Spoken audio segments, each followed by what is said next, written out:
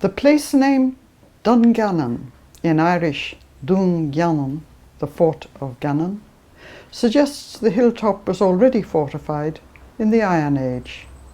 Gannon was the name of one of the legendary heroes of the Red Branch, who, like Cuchulainn, were associated with a province-wide kingdom of the Ullars, based in Avonmacha or Navan Ring, County Armagh, during the 1st century BC. But around the time St. Patrick brought Christianity to Ireland, in the 4th or 5th century AD, another royal race began to conquer the province from its northwest corner, the Nael, or descendants of Neil of the Nine Hostages, whose chief seat was the dry stone fort of Grianan Alig, or Greenan Fort on Inishowen, and the focus of power shifted away from Dungannon. As the Cinel Ogan, the race of Ogan, son of Neil of the Nine Hostages, spread southwards from the peninsula of Inishowen, they gave their name to a new Mid-Ulster kingdom of Tír Ogan, comprising both the modern counties of Derry and Tyrone, and they changed the site where they inaugurated their kings from Aileach to Tullahogue, near Cookstown. Soon after, the royal line split in the 11th and 12th centuries into two new surnames, the MacLaughlins of Inishowen and the O'Neills, who were centred round Tullahogue and Armagh. As the MacLaughlin line monopolised the kingship, they drove the O'Neills southwards from their palace at Tullahogue, till around 1200 we find them settled in the parish of Dunamore, which contains the hill of Dungannon itself. This was the turning point. In the 13th century, the O'Neills fought back, not only against their MacLaughlin rivals, who were almost wiped out in 1241 at the Battle of Cummery near Omagh, but against John de Courcy, the Anglo-Norman conqueror of East Ulster, and the de Lacy and de Burgh Earls of Ulster, who succeeded him. The O'Neill kings managed to preserve their territory almost intact, although forced to hold their lands as tenants of the earldom. After William de Burgh, the last resident Earl of Ulster, was assassinated by his own vassals in 1333, two rival O'Neills ruled Tyrone in de facto independence. In 1340, one of these rivals, Henry O'Neill of Clandeboy, was banished from Tyrone to rule a lesser territory in South Antrim.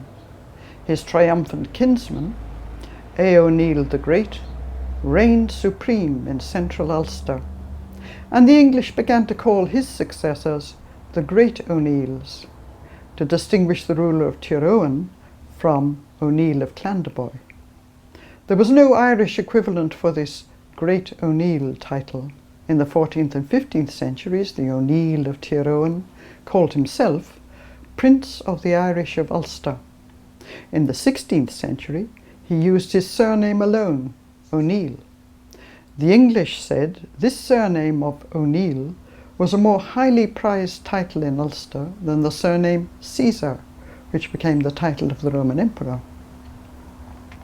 It was not until the 15th century that we find bardic poets speaking of Dungannon as synonymous with the power of the Great O'Neill, and this date seems to coincide with the building of Dungannon Castle. The poet Teigo O'Higgins, who died in 1448, pictured the cowardly subjects of Maguire of Fermanagh telling their leader, "Oh, we must not go to the Dun of Avonmacha, and thus rouse up war with the O'Neills, nor to Dungannon either. Securer are our own lands."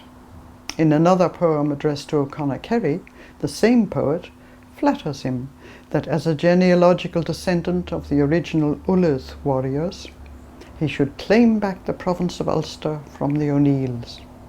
And the legendary strongholds of Ulster he names are Tullahogue, Avonmacha or Navan Ring, the Grianan of Aileach, and Dungannon. It seems that Dungannon Castle's prestige in the 15th century as the chief seat of the Great O'Neill had reminded the poet of its earlier connection with the legendary heroes of the Red Branch. On English maps, Dungannon Castle is shown as a very substantial building, larger than other Irish castles, though in the turbulent years of the Tudor reconquest it was to be burned and demolished many times. It was captured by O'Donnell and the Earl of Kildare in 1498, burned by O'Donnell in 1500, captured by Conn O'Neill and his brothers from arrival in 1509, burned by another O'Donnell in 1517, sacked by Sir William Skeffington in 1532, and destroyed by Hugh the Great, Earl of Tyrone, in 1595 to keep it from falling into enemy hands, and burned again for the same reason in 1602. Before that date, Dungannon had acquired a new role.